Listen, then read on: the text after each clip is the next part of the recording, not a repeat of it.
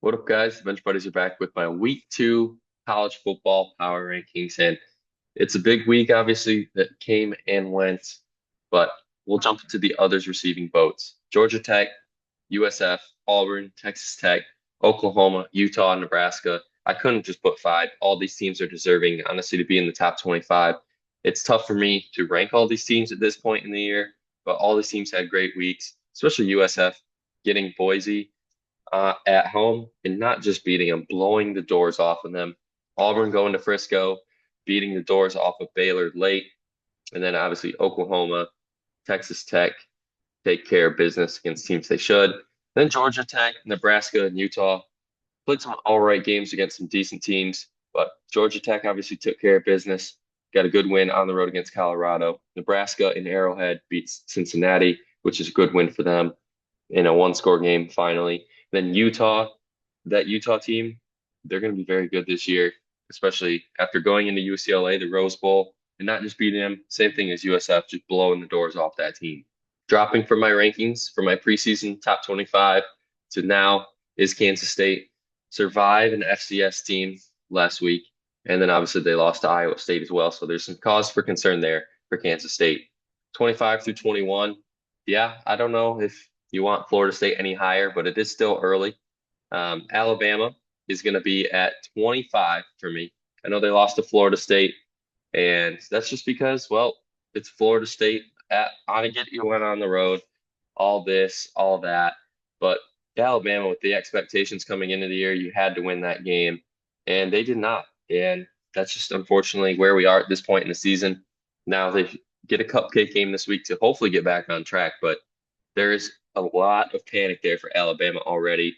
And where it's not panicking is Florida State. They get East Texas A&M. Forgot to put that in there, as you can see. But they beat the number 8 team in the country at home to start the year.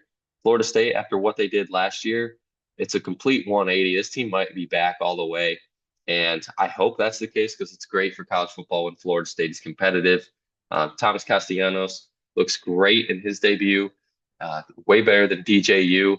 Hopefully, he can provide that spark for them because Florida State really doesn't have a tough challenge till Miami at the beginning of October, and then they get Clemson at the beginning of November, and obviously close with Florida at the end of the year. So if they can win one more of those games and win all the rest, go 10-2, it's tough for me to imagine this Florida State team not being a playoff team. Then 23, 22, and 21, Missouri, Louisville, and SMU all take care of business against teams they should have. Now, Missouri has a tough game at home against Kansas this week, which is must-see TV. Louisville, kind of same thing, one of the better group of 5 teams.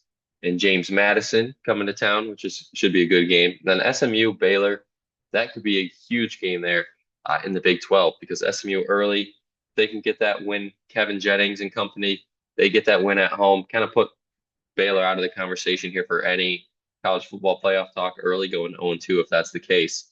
But SMU, I think, is that team, or sorry, in the ACC, not Big 12. SMU in the ACC, if they can get that win, another good non-conference win there for them early, move to 2-0. Now, 16 through 20, pretty much self-explanatory here. All these teams taking care of business here in week 1. Obviously, Iowa State, like I said, took care of business in Ireland week 0, beating Kansas State in Ireland. It's a huge win for them early in the year. It could be a Big 12 preview, title game preview.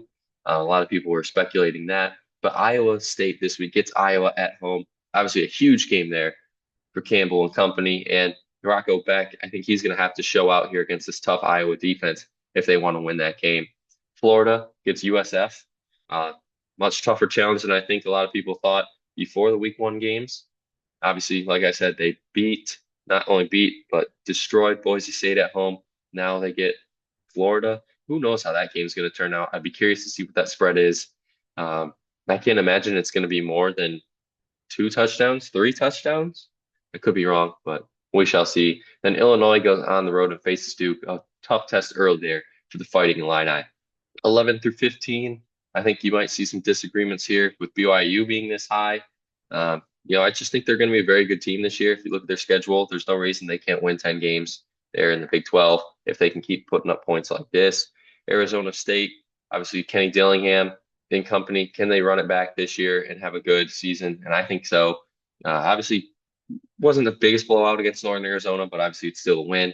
as they travel to Mississippi State this week for a huge game there on the road to start the season. South Carolina beats Virginia Tech in, I won't say a good game. It was an ugly back and forth, sloppy game, but they still walk away with the victory there. It's a huge win for there as they get cupcake, and the Lenore Sellers should ball out this week. Ole Miss destroys Georgia State. They go on the road to face Kentucky. Should blow them out too because Kentucky sucks. Let's be honest. Um, Not really too much to report there. Michigan had Bryce Underwood make his anticipated debut. Played well enough obviously for this team to win by 17 against New Mexico. Now the tough challenge this week in Norman against Oklahoma on the road. I mean, game day's going there. Everybody's going to be there. So it's a huge game week 2 for both these ball clubs. And if Oklahoma wins that game, they're definitely jumping in my top 25 for sure. But Michigan and Justice Hayes, yeah, I think they found their new good running back that's going to take over games. 10 through 6. Now, you may say, why are you moving down Penn State and Georgia? Well, it's because some other teams below them had some bigger wins in the preseason rankings. But we'll get to them later here. Tennessee at 10 beats Syracuse. Joey Aguilar looks way better than Nico looked in any game. So that's obviously a huge success for them. And, they should destroy East Tennessee State. Oregon destroys Montana State. Dante Moore looks good. They get Oklahoma State at home, which could be a trickier game. Um, but I think Oregon should take care of business there. Clemson, tough loss for them against LSU. They had the chance at the end there to tie it, maybe send it to overtime. But I don't know. This Clemson team, I thought they would come out and probably put up 20, 24, win that game comfortably. But that's not the case. That LSU defense looked really good. I know obviously Clemson has to go back to the drawing board here, but they're going to have a chip on their shoulder the rest of the way. Georgia, Penn State take care of business. Like I said, they just fell victim to some of those teams under them beating top teams and moving up on the rankings. Now 5 through 1, you can put any of these. Well, 2 through 5, you can put anywhere. I think Ohio State with dominating win against Texas. Defense reigned supreme in that game. Ohio State's defense was the biggest shock to me. I didn't think they would be as good as they were in this game. I knew they were going to be really good, but not that good, only allowing Texas to 7. Obviously, it's good to see there. Julian Sayin wins his first career game at home against the number 1 team in the country. Ohio State, don't be surprised if this team stays at that number 1 ranking for the rest of the year, just because they're going to be that good yet again. LSU at 2 goes on the road to Clemson and beats them. Obviously, Brian Kelly wins his first game of the season for the first time as the LSU head coach.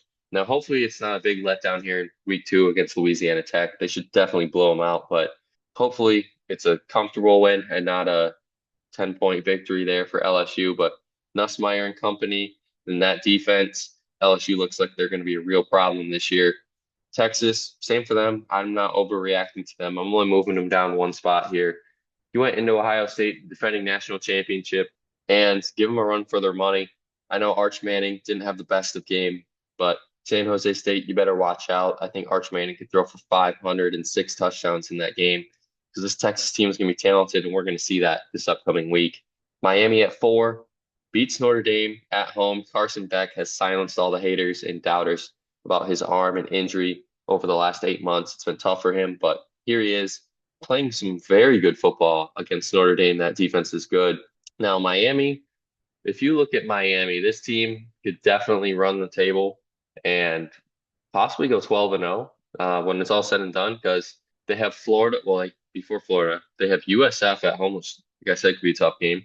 Florida, Florida State on the road, Louisville, SMU, and then after that, I really don't see them losing. So we could be heading into November. Miami's undefeated, and they might stay undefeated after that win against Notre Dame because that changed my whole perspective on Miami. I had them go 9-3 in my predictions video, losing to Notre Dame, but that might change. I think I could definitely see them going 11-1 now after this win. Then Notre Dame. Notre Dame's an interesting team moving forward because, yeah, they lost to Miami. They don't have the luxury of the conference, obviously. They're an independent team, so they don't get an automatic qualifier. So they have to be one of those teams that just has to win out. They can't go 10-2. Now, you're off this week, and what do you get in return? Texas A&M at home. So they definitely have to win that game. So they lose that game as well at home, then Notre Dame's going to have to run the table if they want to even sniff the playoffs. And Their schedule, they still got Boise State, who knows what that's going to be. USC at home, at Pittsburgh late in the year. Um, Other than that, I think they can easily win 8 games. But right now, there is a little panic there for Notre Dame just because of the one loss. And if there's any team to overreact to, it probably would be that Notre Dame team because, they still had a chance at the end of the game to win that game. But that's going to be it from our week 2 power rankings. Check back next week to see where your favorite team ranks.